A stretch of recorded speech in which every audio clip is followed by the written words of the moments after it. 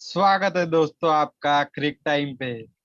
मैं हूँ सौरभ और मेरे साथ मौजूद है प्रथम और लोकेश।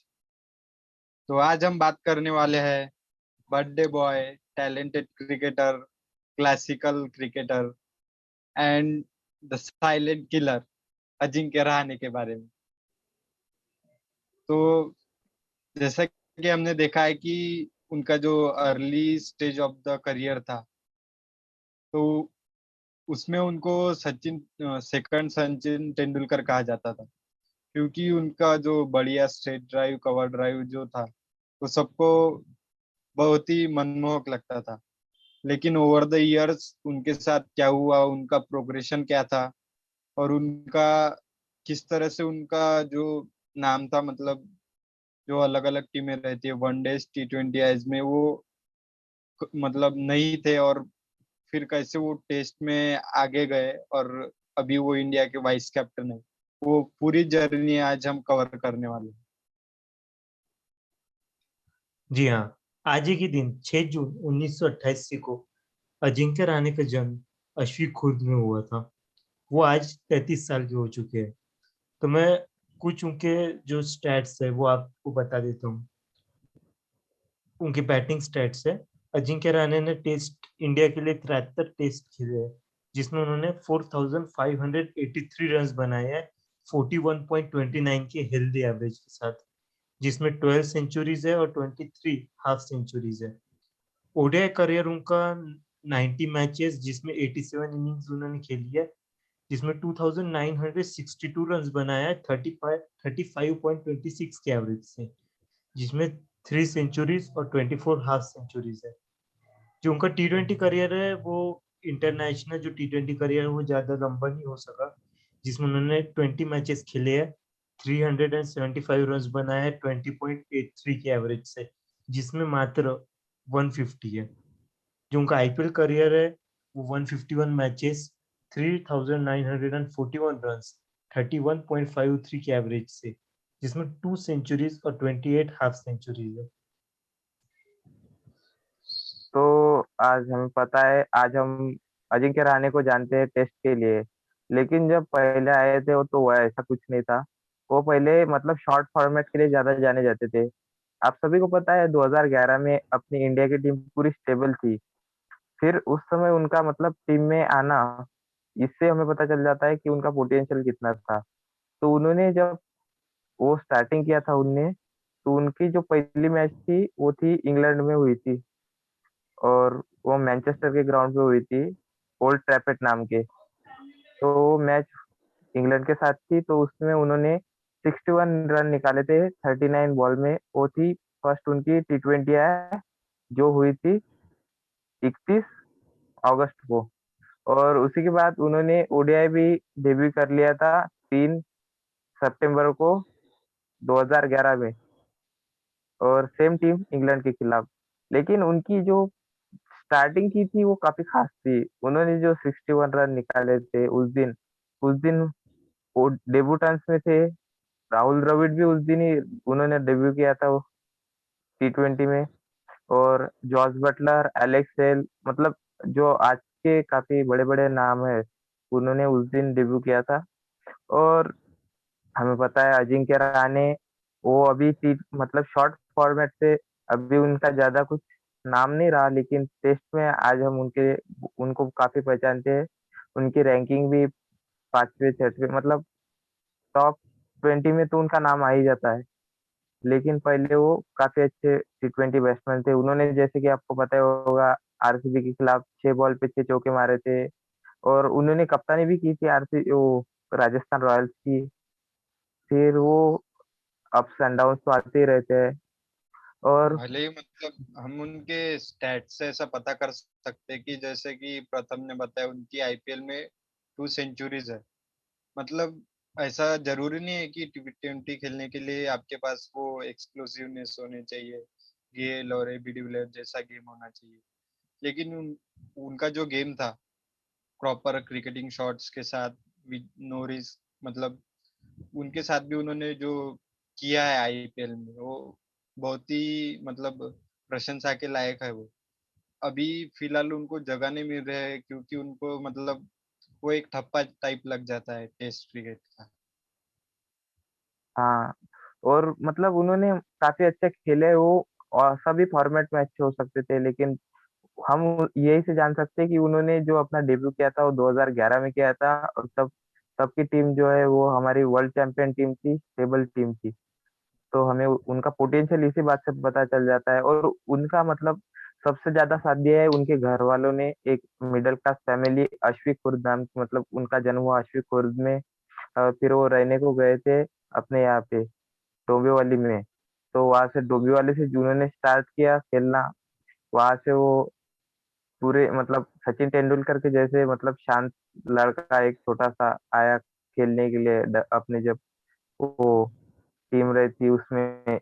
आप देख सकते हैं आजकल के मतलब आप प्लेयर्स देख सकते हैं उनके टैटू वगैरह, एटीट्यूड, हेयर स्टाइल, लेकिन आपको अजिंक्य रहाणे में ऐसा लग मतलब नो हेट, कुछ कोई भी उसको हेट नहीं करता।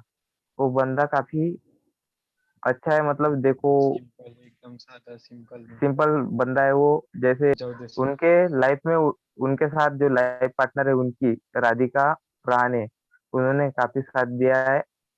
आप मतलब कभी आप जो शॉर्ट्स देखते हो तो उससे आपको पता चल जाएगा, जो मतलब पहले उनके साथ थी जब बचपन में, वो बचपन में भी साथ थी, और उन्होंने फिर आगे बढ़कर शादी कर ली। आज भी वो दोनों साथ है। तो उनके जिंदगी में उनके मतलब पूरी फैमिली जो है उन्होंने काफी सपोर्ट किया है, और इस तरह अजिंक्य रहाणे बने हैं।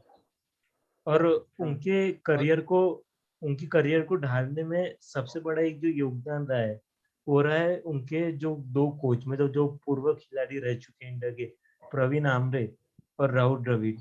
ये राहुल द्रविड़ तो पहले से उनके आइडल भी थे, पर जब अजिंक्य रहाणे उनके करियर की शुरुआत में थे, तो प्रवीण आमरे ने उनके साथ बहुत काम किया। फिर जैसे जैसे वो धीरे और आगे ऊपर बढ़े, तो फिर जब वो आईपीएल में आए तो राहुल द्रविड़ उनके एज अ मेंटर, क्योंकि वो उनके टीममेट भी थे।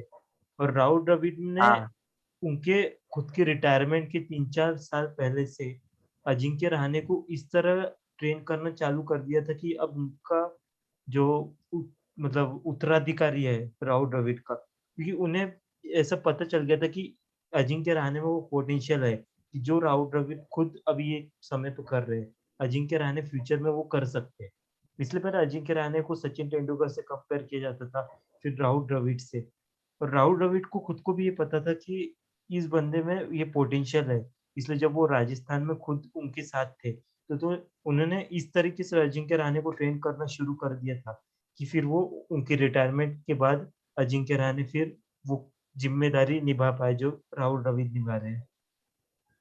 और वो निभा भी रहे हैं, देख सकते हैं हम। उन्होंने निराश नहीं किया है, उन्होंने जो सौंपा था उत्तराधिकारी जो मतलब बना दिया था, उन्होंने भी अच्छा उन्हें दिखाया कि मैं उस लायक हूँ कि मैं आपको बता सकता हूँ। हाँ, मैं हूँ। और जबकि हमने देखा है कि उनका जो T20 और वनडे का करियर है, लेकिन एक बात हमको कहनी होगी कि जब वो नंबर 4 पे खेलते के लिए इंडिया के लिए वनडेज में, तो तब उनको अभी भी जो अब तक रिसेंट तक प्रॉब्लम थी इंडिया की, वनडेज में नंबर 4 का बैट्समैन ढूंढना, और उसके 2019 तक उसको लेके मतलब चलती रही वर्ल्ड कप तक चर्चा। फिर भी वो स्लॉट का प्लेयर नहीं मिला, लेकिन मुझे लगता है उस समय पे अजिंक्य रहाणे थे जो टीम इंडिया के लिए अच्छा कर रहे थे नंबर 4 पे। लेकिन फिर उनको एज अ मतलब फिनिशर के रूप में भी कभी कभी इस्तेमाल किया इंडिया ने। मतलब जो भी राहुल के साथ हो रहा है, के राहुल के साथ, मतलब कभी ओपन करते हैं, कभी नंबर 5, कभी 6, मतलब वैसा तब रहाणे के साथ हुआ थोड़ा। और फिर उनको एकदम दरकिनार कर दिया गया। मुझे उसका रीजन मतलब पता नहीं चला, लेकिन वो एज अ नंबर 4 बैट्समैन बहुत सेटल थे तब, उनको रखना चाहिए था। हाँ जी, हाँ। वो मतलब उस टाइम पे अजिंक्य रहाणे रहते थे तो वो मतलब सेटल रहते थे। टीम इंडिया उस टाइम पूरी सेटल रहती थी। और मतलब उस समय तो किसको ले किसको ना ले उस पे ही बहस हो गई, किसी ने रिटायरमेंट ले ली, किसी को लेने पे हमें वो मतलब वो प्रॉब्लम्स के कारण एक चीज चली जाती। और हाँ, अभी और तो उनको हम ये भी कह सकते हैं मतलब कि जो रहाणे का जो खेलने का तरीका था, मतलब वो ऐसा खेलते हैं कि शॉट भी मारते हैं तो आपको दर्द नहीं होता है, ऐसा टाइप। एकदम साइलेंट जैसा उनका स्वभाव है, उनके खेलने का तरीका भी वैसा ही है। मतलब हाँ वो प्यार से, बड़े प्यार से रन मारते हैं, अगर तो वो आपको, पहचान में नहीं आता। जी हाँ, उनका जो ये खेलने का तरीका है कि वो बहुत ही मतलब ज़्यादा पावर हिटिंग शॉट्स लगाते हैं, उसके पीछे एक रीज़न, मतलब एक उनकी स्टोरी भी जुड़ी हुई है कि जब रहाणे जब अपने अर्ली स्टेज में थे, तो वो मतलब मिडल क्लास फैमिली से बिलॉन्ग कर रहे थे, तो उनके पापा ने उनको गिफ्ट दी थी बैट, बैट उनको गिफ्ट दी थी और उनके पास एक ही बैट थी। तो उनको ये पता था कि अब मैं मतलब एक बैट तो मुझे मिल चुकी है, पर अब मेरी फैमिली इतना अफ़ोर्ड नहीं कर सकती कि अगर ये बैट टूट जाए, तो मुझे दूसरी बैट मिल जाए, क्योंकि उनके पापा किसान थे और इत मिडल क्लास फैमिली थी। तो अजिंक्य रहाणे उससे बहुत ही मतलब ज़्यादा हार्ड हिटिंग शॉट नहीं खेलते थे और जो क्रॉस बैटेड शॉट्स रहते थे, वो नहीं खेलते थे, सिर्फ़ वी में खेलते थे और सिर्फ़ टाइमिंग पे ध्यान देते थे। तो वो भी एक चीज़ थी जिसने उनके मतलब स्टार्टिंग की करियर में उन्हें उस तरीके से खेलने पे मजबूर किया, जिसकी वजह से वो आगे भी गए। और बाद में फिर जो जो हम बात करते हैं प्रवीण आमरे, तो प्रवीण आमरे ने भी उनकी टेक्निक पे बहुत ध्यान दिया, उन्हें टेक्निकली बहुत साउंड उन्होंने बनाया। जी हाँ। और जो हमने उनके साथ देखा है, मतलब अभी जो टेस्ट में वो खेलते हैं, तो तब उनकी, जब आपको वो दौरा याद होगा इंग्लैंड के साथ, तब करुण नायर ने 300 मारा था। सिर्फ सेकंड ऐसे प्लेयर थे इंडिया की तरफ से, लेकिन उनको वो मैच में, नेक्स्ट मैच में नहीं लिया क्योंकि वहां पे अजिंक्य रहाणे मौजूद थे। तो आप समझ सकते हैं कि उनका कितना वैल्यू है इंडिया में, कि एक बंदा 300 मार देता है, जो अभी तक सिर्फ इंडिया में दो लोग कर पाए हैं, एक सहवाग और एक करुण नायर। लेकिन करुण नायर को चूज ना करते हुए फिर अजिंक्य रहाणे की तरफ वो जाते हैं, तो इससे आपको उनकी वैल्यू पता चलती है इंडियन टीम में। हाँ जी, वो तो है क्योंकि उस टाइम पे अजिंक्य रहाणे बहुत अच्छा परफ़ॉर्म कर रहे थे, चाहे वो ओवरसीज़ हो या होम टेस्ट में। बट वो एक अनफॉर्च्यूनेट चीज़ हो गई थी करुण नायर के साथ, क्योंकि करुण नायर ने बहुत अच्छा परफ़ॉर्म किया था। वो मैच में इंडिया नीचे लगी हुई थी और फिर वहाँ से उन्हें 300 रन बनाए। हालाँकि वो एक अलग विषय निकल जाता है, पर वो एक अनफॉर्च्यूनेट चीज़ थी क्योंकि अजिंक्य रहाणे इंजर्ड थे वो टाइम पे, वो टेस्ट के लिए, जिसकी वजह से करुण नायर को चांस मिला था। पर करुण नायर ने अच्छा परफ़ॉर्म हाँ। किया, बट जैसे अजिंक्य रहाणे आए, तो फिर करुण नायर की जगह जा चुकी थी। जी हाँ, परफॉर्मेंस तो किया था, लेकिन जो परफॉर्मेंस किया तो वो 100 या 200 रन नहीं थे, 300 रन थे, मतलब जो कि सचिन भी नहीं कर पाए अपने पूरे करियर में। तो थोड़ा तो रहता ही है। ये काफी अच्छा निर्णय ले लिया था टीम इंडिया ने, क्योंकि हम अक्सर देखते हैं कि टीम इंडिया जो है वो सिर्फ क्या देखती है, स्टैट्स पे ध्यान देती है, बंदे के पोटेंशियल को नहीं देखती। तो ये चीज काफी अच्छी थी जो भविष्य में सफलता की ओर ले गई उनको, क्योंकि आज वो टीम इंडिया के वाइस कैप्टन है अजिंक्य रहाणे। और आपने देखा होगा कि जब विराट कोहली नहीं थे, रोहित शर्मा नहीं थे, फिर बाद में आए थे वो, लेकिन जब दिग्गज प्लेयर नहीं थे, बुमराह नहीं थे, तो उन्होंने मतलब पूरा टीम का ये संभाला था।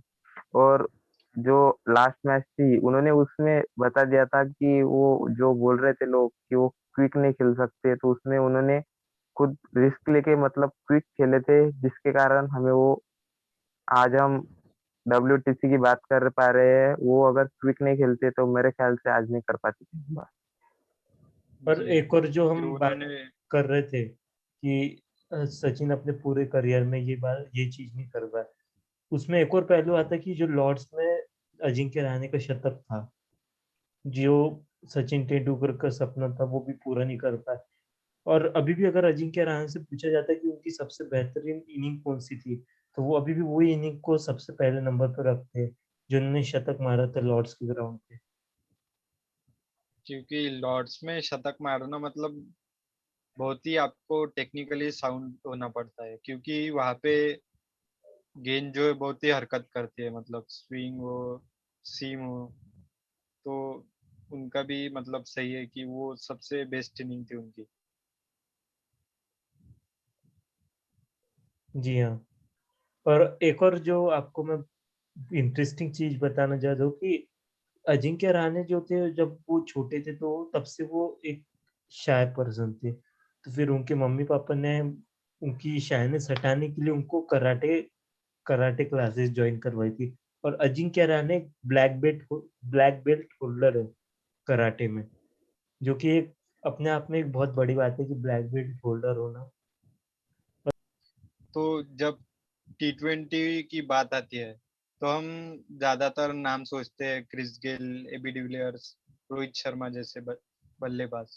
लेकिन जो आपने स्टैट्स बताए अजिंक्य रहाणे के, वो एक ऐसे भी मतलब जो बड़े बड़े बल्लेबाज है उनके भी वैसे स्टैट्स नहीं होंगे, क्योंकि 2 शतक T20 में मारना, वो भी IPL में, वो अपने आप में बहुत बड़ी बात है। और जिन उनपे जो ठप्पा है मतलब टेस्ट प्लेयर का, वो नहीं होना चाहिए, क्योंकि अभी हमने उनके टाइप के प्लेयर देखे हैं, ऋतुराज गायकवाड़, जिनकी इनिंग हमने देखी थी, मतलब एकदम फ्री फ्लोइंग शॉट्स और क्रिकेटिंग शॉट्स, मतलब हवा में नहीं मारना वगैरह, फिर भी वो सक्सेसफुल थे। तो सेम अजिंक्य रहाणे के साथ भी था। लेकिन जो अभी वो दिल्ली में है, तो उनके पास मतलब पृथ्वी शॉ जैसे ओपनर मौजूद है, जो आते ही मतलब अपना बल्ला चला सकते हैं, जो हमने देखा है 6 चौके उन्होंने मारे थे। वही कारनामा उन्होंने भी किया था। वो 6 चौके सेम। देखने के हाँ बाद मतलब अजिंक्य रहाणे के दिमाग में भी वही वही पारी फिर से उन्हें याद आ गई होंगी कि जब उन्होंने मारे थे। जी हाँ, मतलब वो भी तब यंग थे और नए नए आए थे, तो उन्होंने भी वो करके दिखाया था।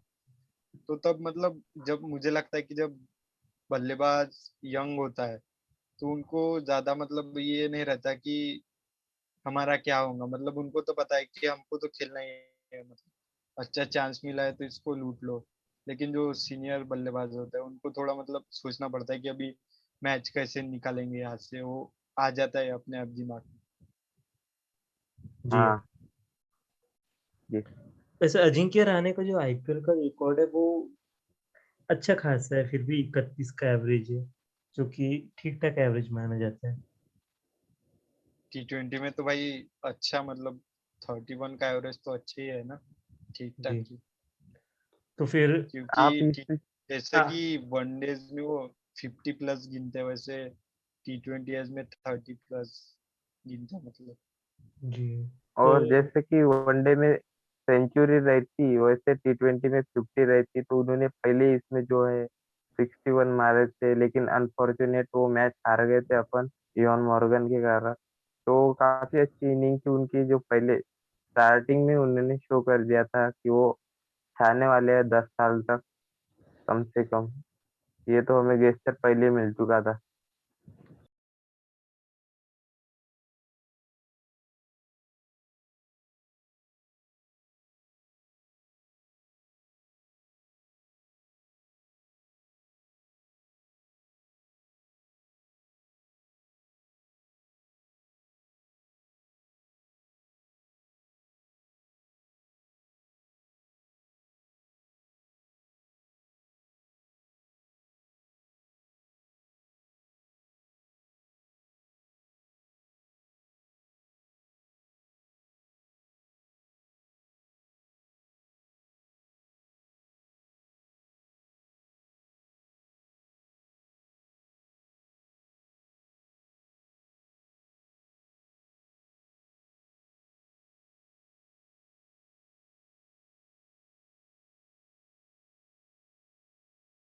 जी हाँ, क्योंकि अभी आईपीएल में उन्हें इतना चांस नहीं मिल पाता है, क्योंकि अभी आईपीएल में अब ऐसा हो चुका है कि जो प्लेयर्स बड़े बड़े शॉट मारते हैं, जो है ज्यादा एग्रेसिव खेलते हैं, उन्हें पहले मौका मिल पाता है। और अजिंक्य रहाणे का वैसा मतलब लोगों की सोच बन सक चुकी है कि अजिंक्य रहाणे अब इतना फास्ट नहीं खेल सकते।